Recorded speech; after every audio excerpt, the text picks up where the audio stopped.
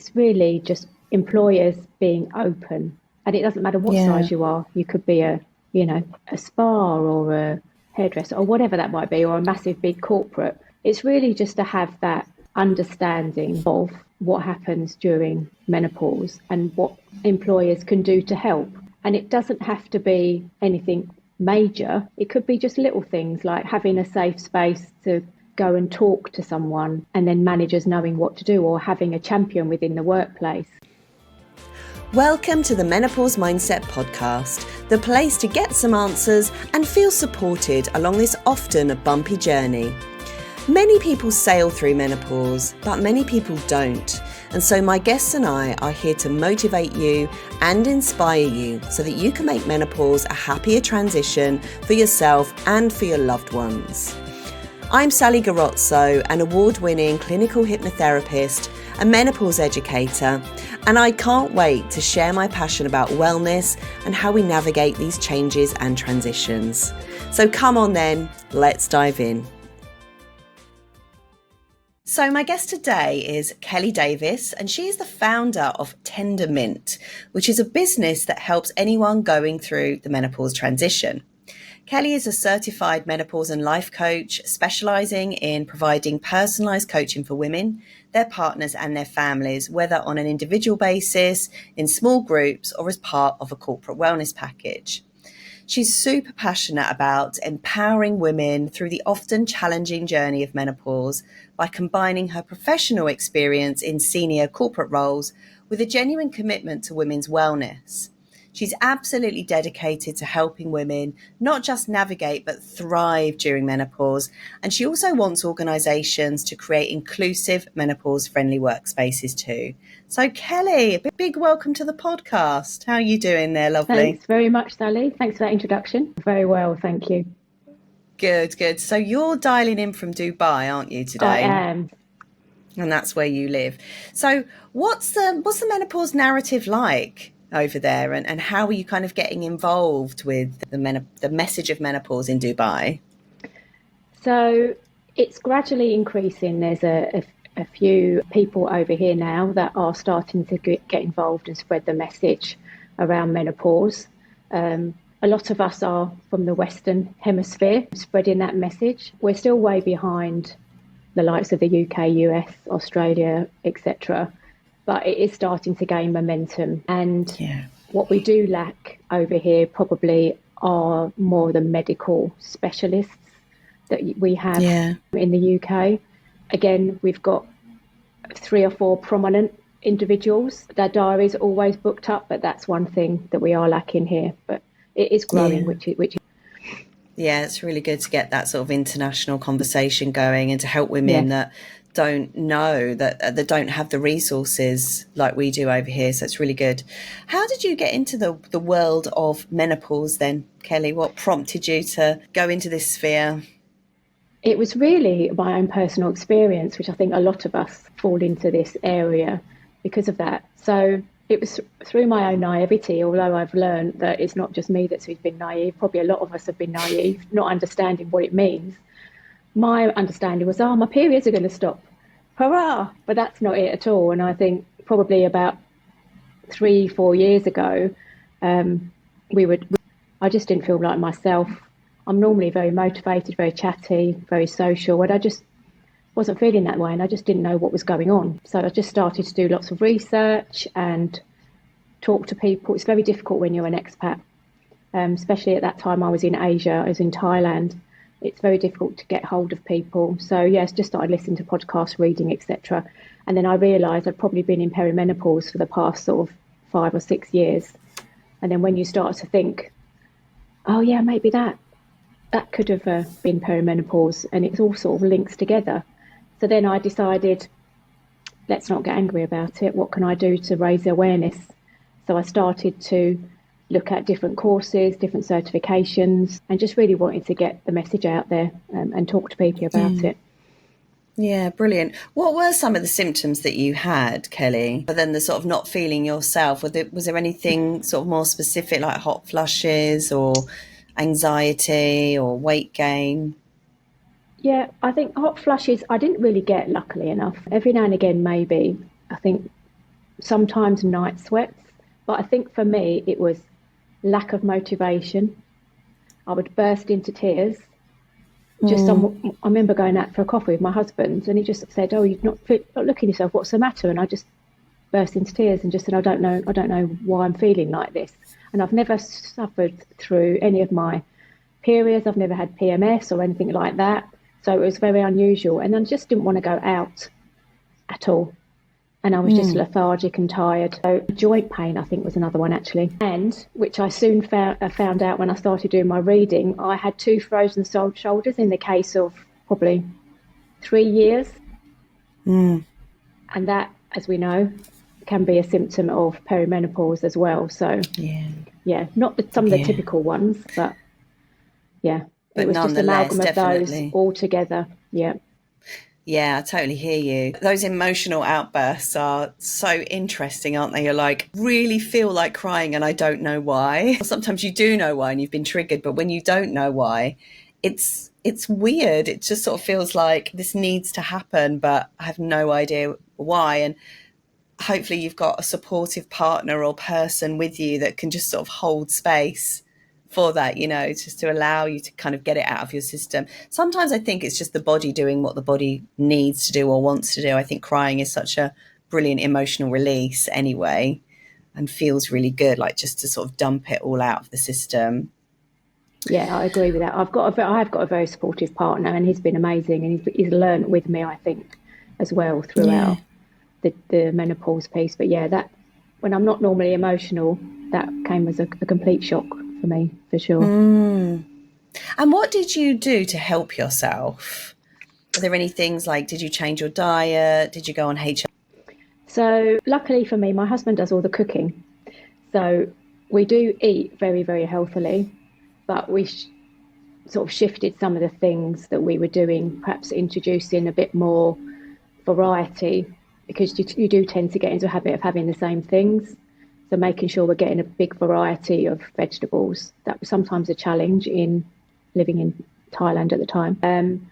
And I think that was it. And just pushing myself to get out there, to speak to people and build a bit of a community. And yes, I did start to take HRT, and I did notice a difference. I would say probably within 2 to 3 weeks, I felt a lot better. Yeah, me too.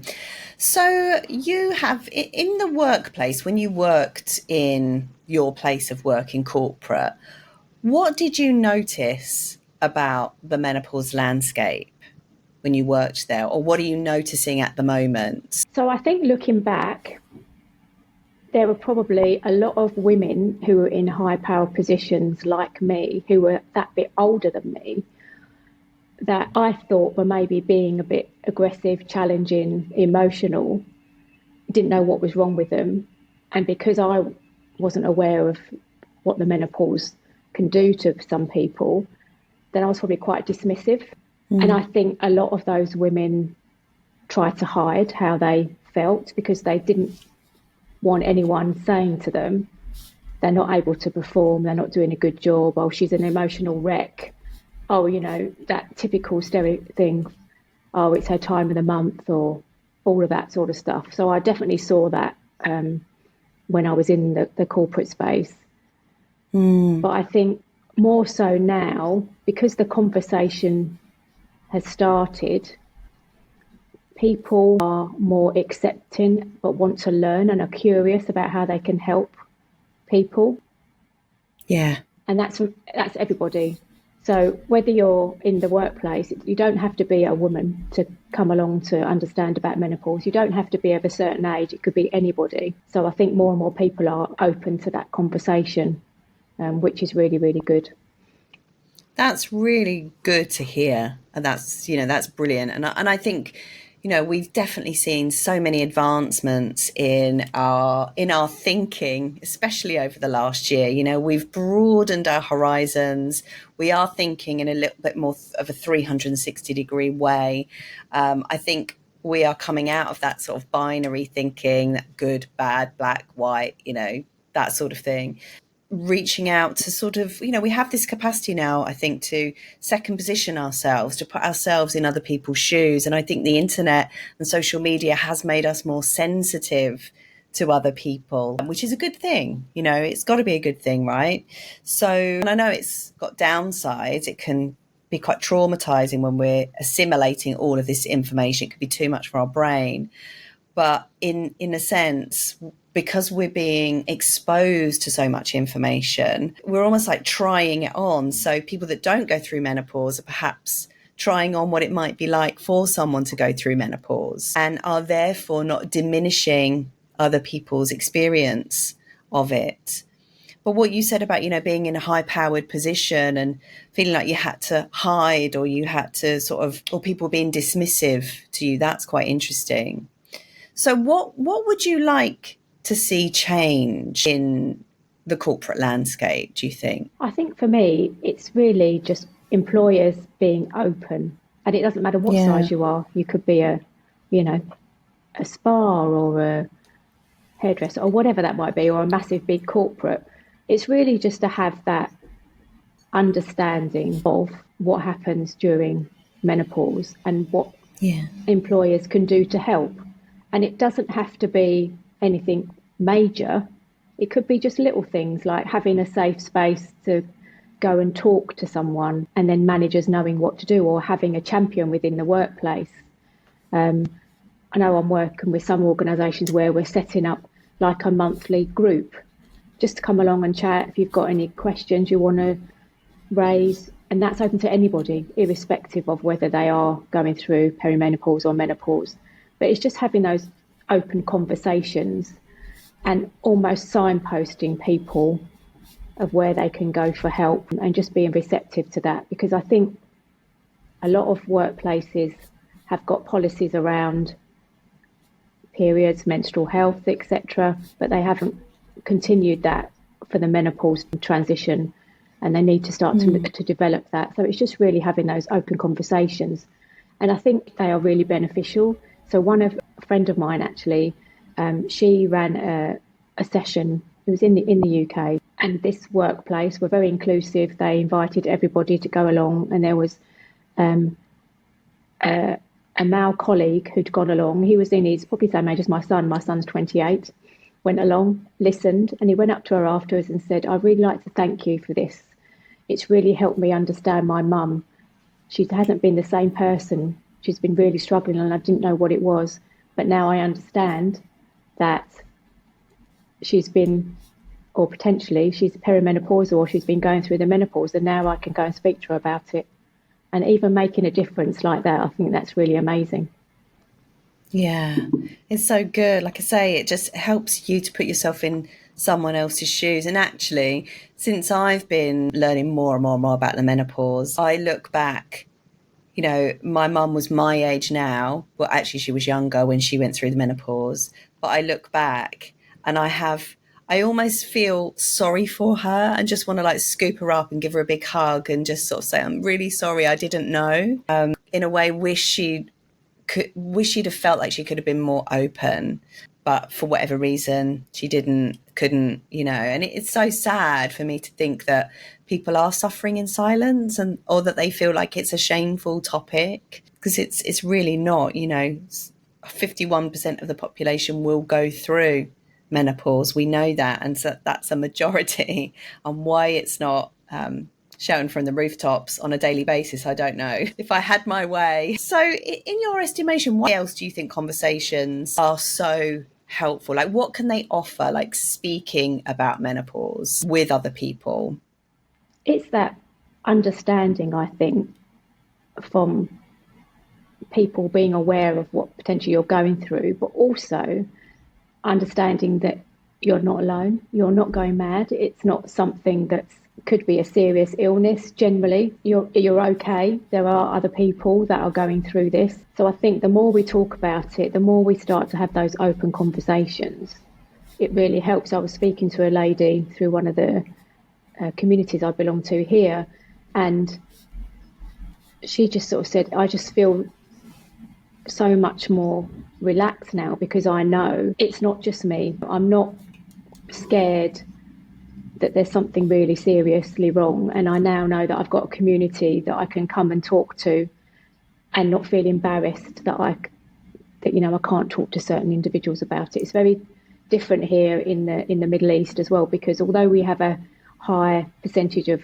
expats in the country here, we also have a lot of people. Obviously, you have the local people here, you have different cultures, different age groups and religions, etc. So for some of those cultures, it is very difficult to talk about these things. So creating that space for people is really, really helpful, I think. And how do you navigate that if someone is prohibited from talking about something like that, but they want to for their own sort of medical well-being? I guess you have to navigate that quite sensitively. Yes, absolutely. I think one of the things I've been doing is joining, there's lots of groups out here, as there are in many countries, but going along and just talking to people and trying to understand what those cultural differences are. And, for example, it may not be appropriate for them to be actively seen on, videos or socials or whatever it might be in a group.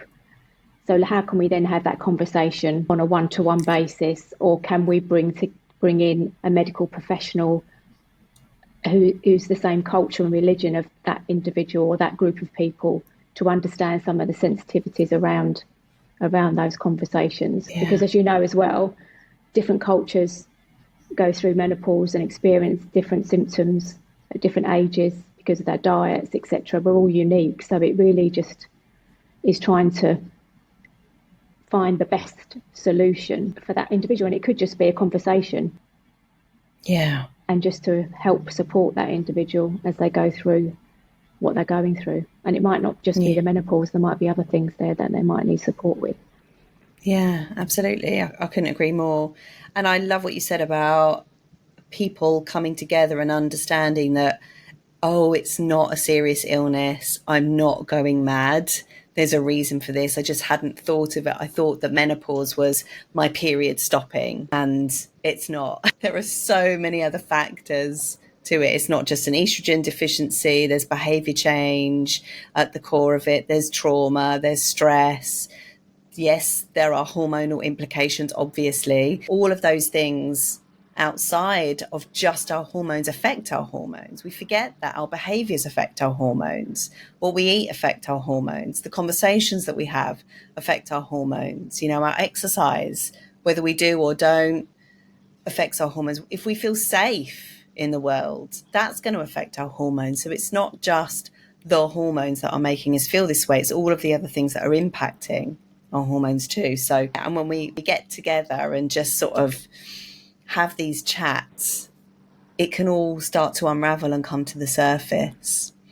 So I know that you say that you believe you're never too young to learn about the menopause.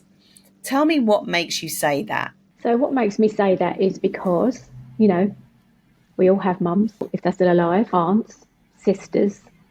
We work with people. We come across people in our friendship groups that might be older than us, who may be in that transition. But also, some people can go through menopause early, whether that be from, unfortunately, they might have had cancer treatment. They might have some other hormonal challenges they've had to deal with, stress. They might have had to have hysterectomies.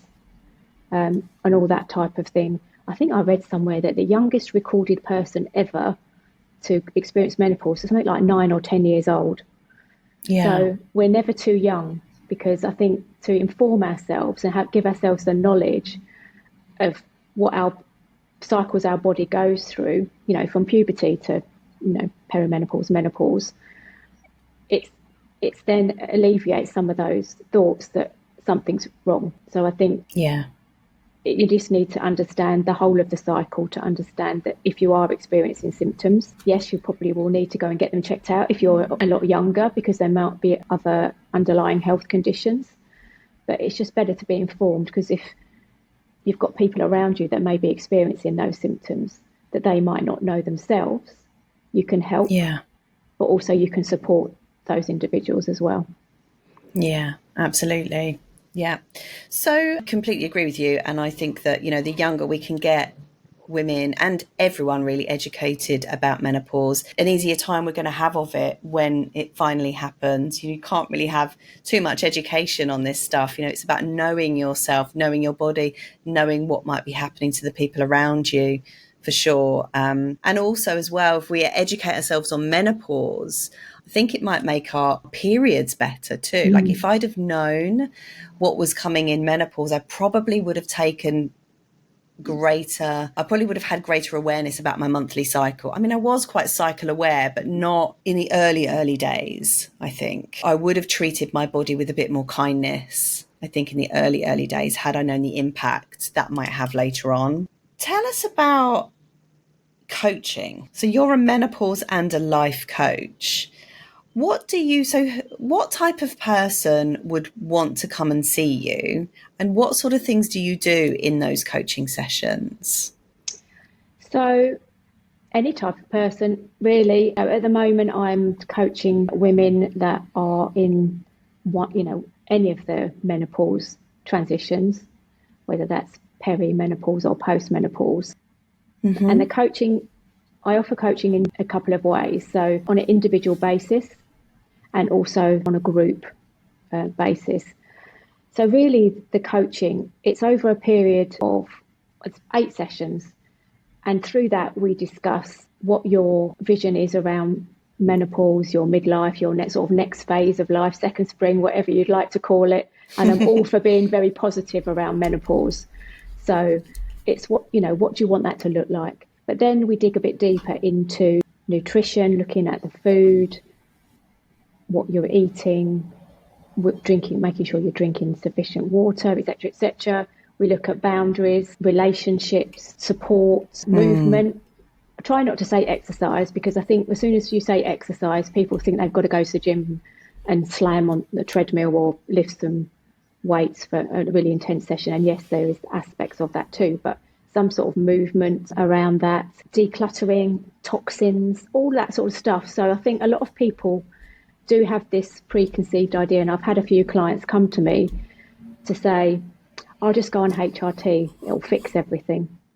Yeah. But unfortunately, there's other stuff you need to do around your lifestyle and, like you say, your stress levels and all of that. So we work through all of that.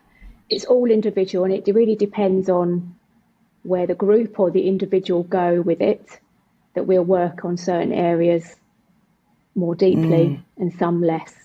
So it's really to give a toolkit and some techniques to help people come out of the other side and put in some sometimes quite simple things that will really help manage some of their symptoms and also their mindset around menopause as well.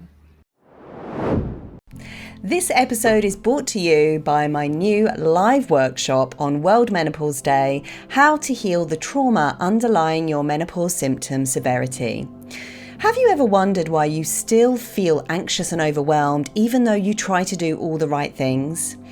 It might be to do with unresolved trauma lodged in your system, preventing you from accessing safe states that unlock the door to your mind's higher power.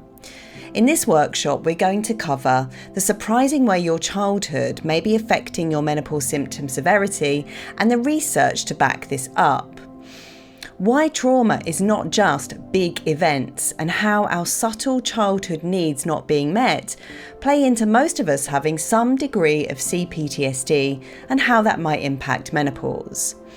Why menopause is the can opener on our history, our childhood, and our dysfunctional behaviour patterns that might be making menopause worse.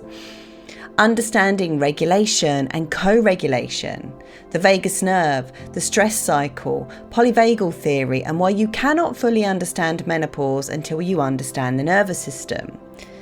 How the brain and our perspectives play a role in healing through menopause. What the research says about the mind's involvement and how that can help our menopause transition. Understanding why the old paradigm of healing through menopause needs a complete refresh and what the new paradigm actually looks like. So if you're ready to take a fresh look at menopause, join me live on Zoom on this auspicious date World Menopause Day, Friday the 18th of October at 3 p.m. UK time. We go in live on Zoom and the replay will be available. Just head on over to sallygarazzo.com/healing trauma. I can't wait to connect with some of you live on Zoom on Friday the 18th of October at 3 p.m. UK time 2024. The link once more is sallygarazzo.com/healing trauma. And of course that link will be in the show notes. And what sort of results do you get with people when you work with them? Like, how do they say that the coaching has helped? Again, various things. It's that some people's I knew this stuff, but I just needed some help and have a partner to help me through it. And other people have say that it's completely changed the way I think, the way I act in some of the relationships that I have. But also change my preconceptions about menopause and what it means for me. I realised that it's not the end, and I've got to put up with it. I can actually do something about it and make it a very positive experience, especially so you're giving women. Exactly, and I think especially around the group coaching as well. There's been a lot of friendships made and a lot of connections made because people resonate with each other, and actually I enjoy the group coaching a lot because you can just see those connections and those friendships being made.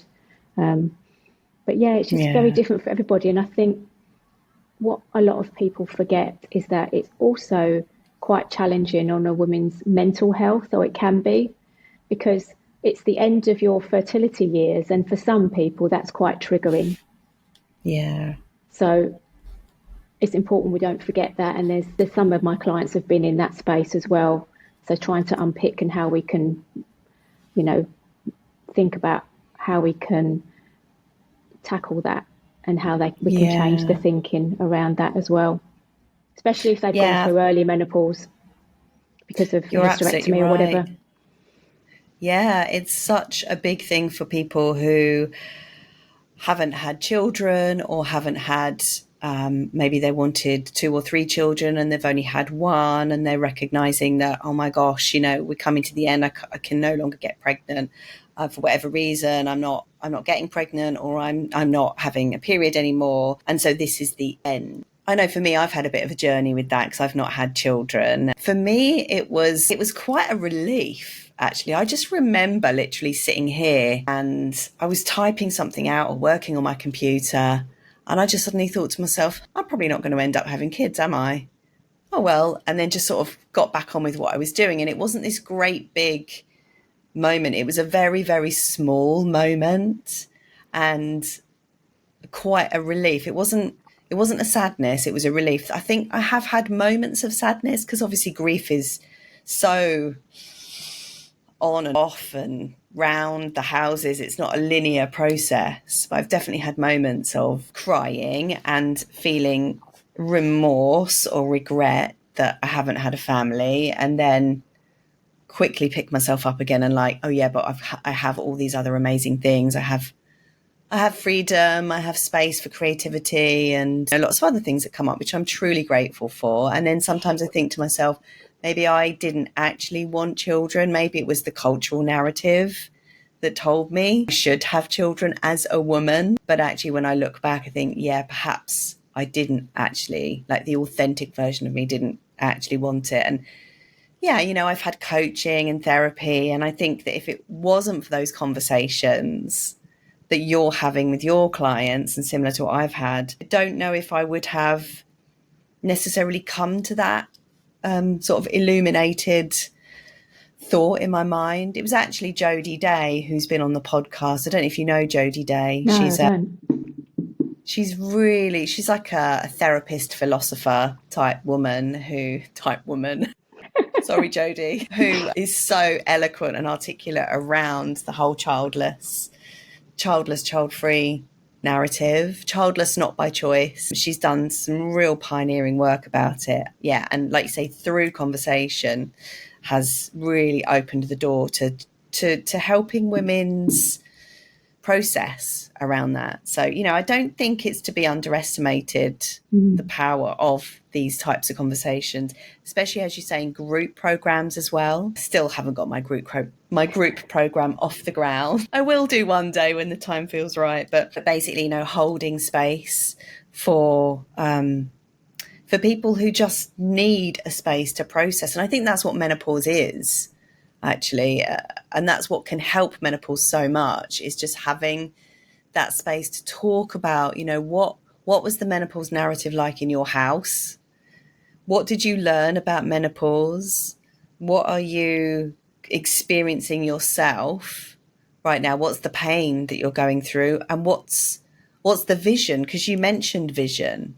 So what do you see in your practice, and also what you wanted for yourself? What do you see? What do you see that women want for their postmenopausal years? I think it varies. So I remember asking one of my clients, and she said, "For nothing to go wrong." I went, "That's not a vision. What do you want to feel like? What do you want to do in your next phase of life?" And I think a lot of it is, a big one is taking time for themselves is a massive one. So allowing them the space and not feeling guilty that they're taking time for themselves.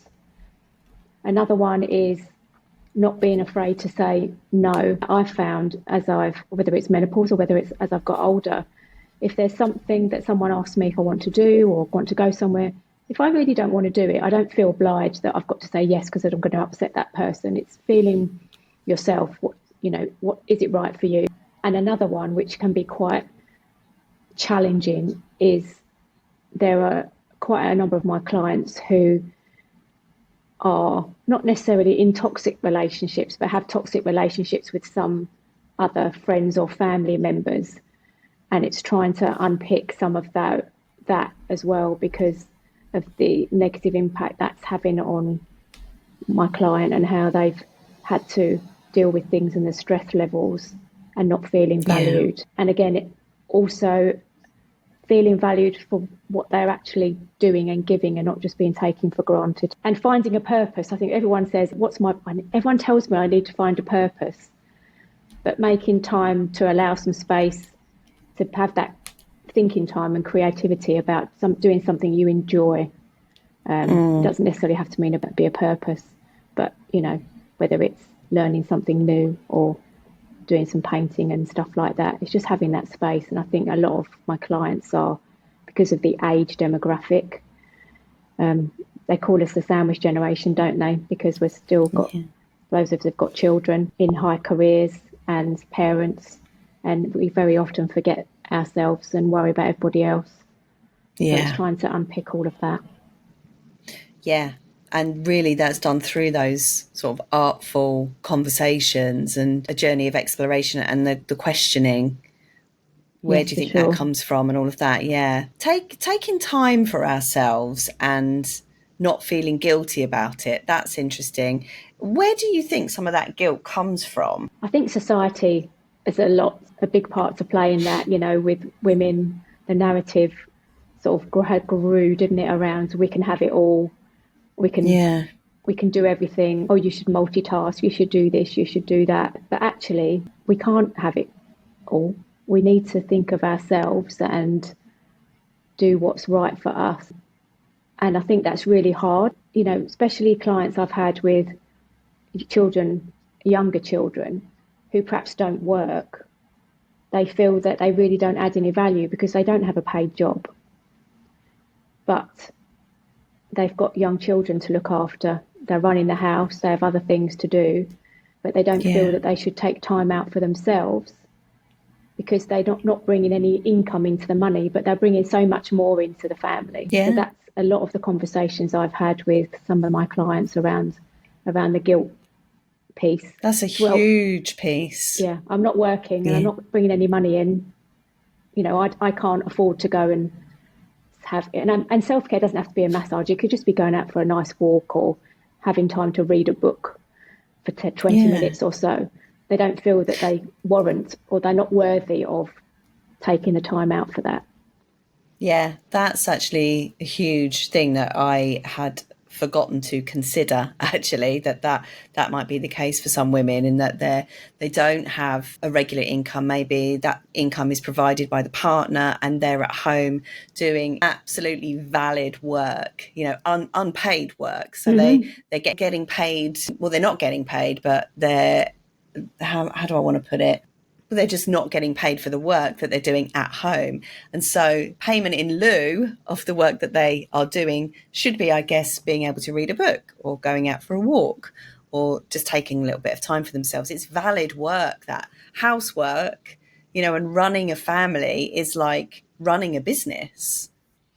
Even me, and I don't have children. Yeah, even running my small little flat. Yeah. Yeah, it absolutely is, because a lot of the time, it's that mental overload, because you've got all the things in your head that, what you need to do.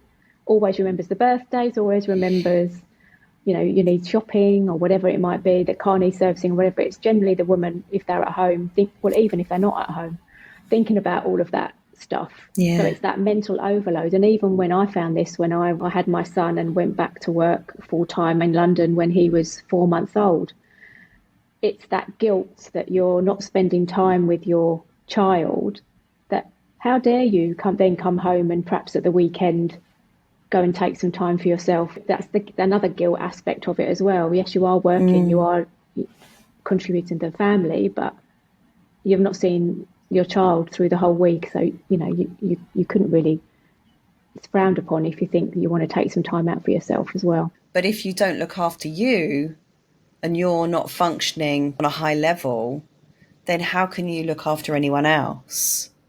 Absolutely. And it's that old thing, isn't it? I always say to my clients, if you're on an airplane and the oxygen comes down, they always say, don't they, fit your mask before you fit the mask of anyone else.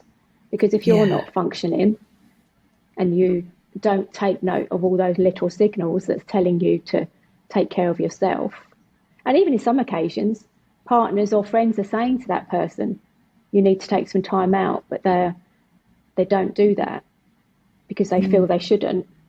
Then it's like you say, if you're not well, how can you then provide and look after other people? Yeah, how can you be there for others? Yeah, absolutely. So how do you get your clients to see that or how do you motivate your clients? Because it's a hard thing, isn't it? It's almost like a behaviour change. It's something that they've got to do that's unfamiliar, that might feel really difficult, that there might be some resistance to. How do you actually get them over the border? Sometimes I don't, truthfully, because it is really hard. But it's really getting them to think about what life might look like if they started to do this, and how they might feel if they started to do this. And it could be, one aspect, I don't get time to do any movement or throughout the day. So, even if a win is 10 minutes of standing up and doing 10 squats, or just going for a walk for 10 minutes, or if you're at work, having a walk-in meeting rather than sitting down for a coffee, little things like that. So I try to encourage little steps, little baby steps, and try to build small routines in existing routines that we can layer up. Yeah. So little by little, and it's not trying to fix everything all at the same time, because that in itself can be a challenge. And I think sometimes if we try and load ourselves up too much with all these changes, then if we're not achieving them, we feel even more stressed and feel like a failure. So it's just trying small little things to try and get people to change their behaviours over the longer term. Yeah, which I guess is why longer term coaching programs are more useful than just kind of like one session, unless you're a highly motivated person and you just feel like, do you know what, I just need one session to get me back on the wagon again. Once I'm on the wagon, I know what I'm doing. I just need that one session to feel heard, to just get some inspiration, to get a kick up the backside, get a little bit of accountability. Then I can do that. And that's what I offer in my menopause solution sessions. Sometimes and that won't suit every type of person. So the type of person that perhaps gets overwhelmed easily or hasn't ever had a program that they've stuck to for a very long time, or that has like a lot of trauma in their background and that perhaps needs this piecemeal process and a little bit more accountability and a little bit more therapy, basically, because that's essentially what we're doing. Those longer term coaching sessions will be much more useful. Yeah, absolutely. I think my coaching, the individual coaching, is I do it over 12 weeks, but there are 8 sessions because I realise that sometimes life gets in the way and some people might need a couple of week break in between sessions, or, are closer together. And then after that initial coaching period, then I always have a follow up sort of a month after. And then there's the option to have additional sessions. And then as part of the group coaching, there's again a separate add-on where you can also have one-to-ones as part of that group coaching, because as you say, people sometimes want some extra support and that extra accountability.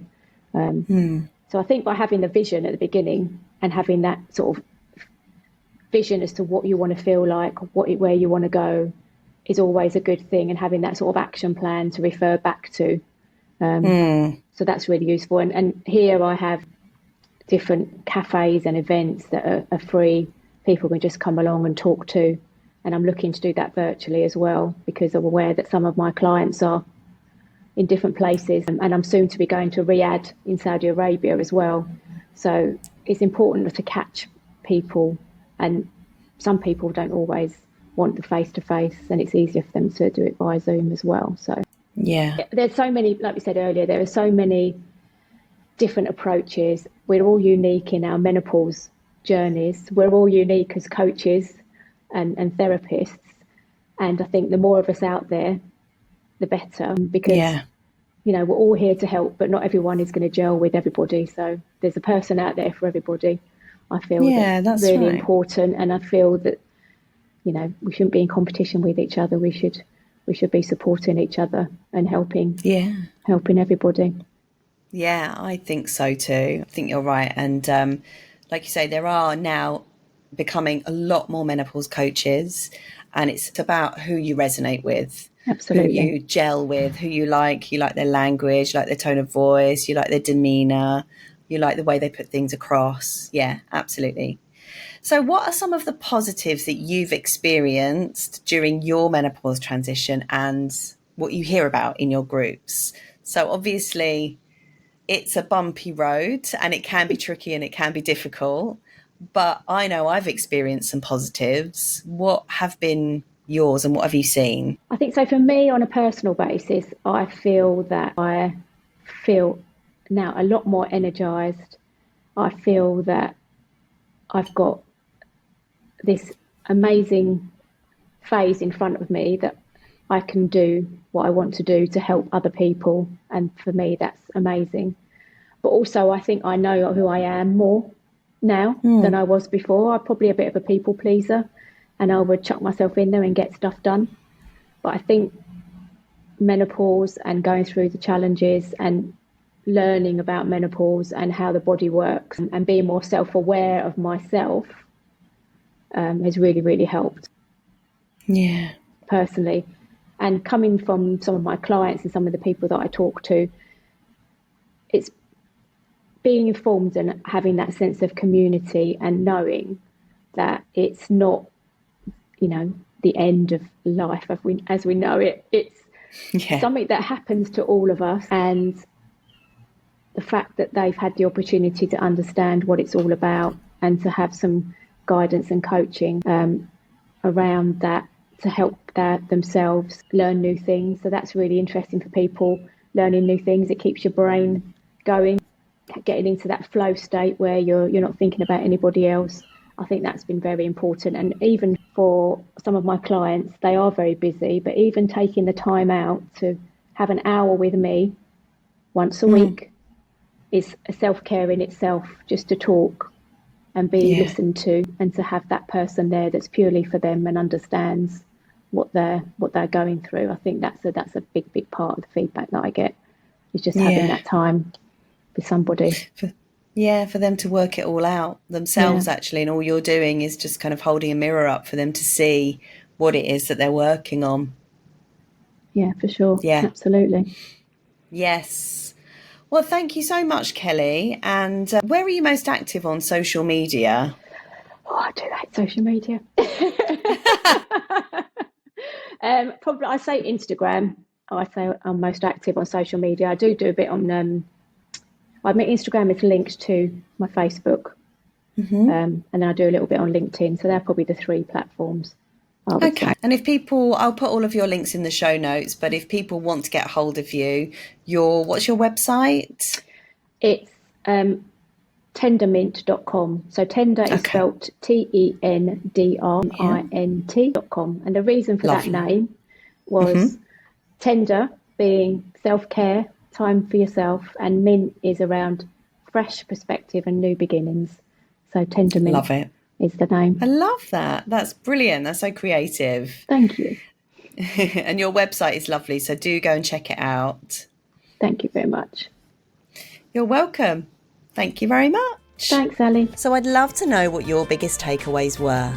Be sure to leave a comment below and subscribe, like and share. Just so you know, not all podcasts are uploaded here. So if you want the full array of episodes, head on over to Spotify or Apple and search The Menopause Mindset.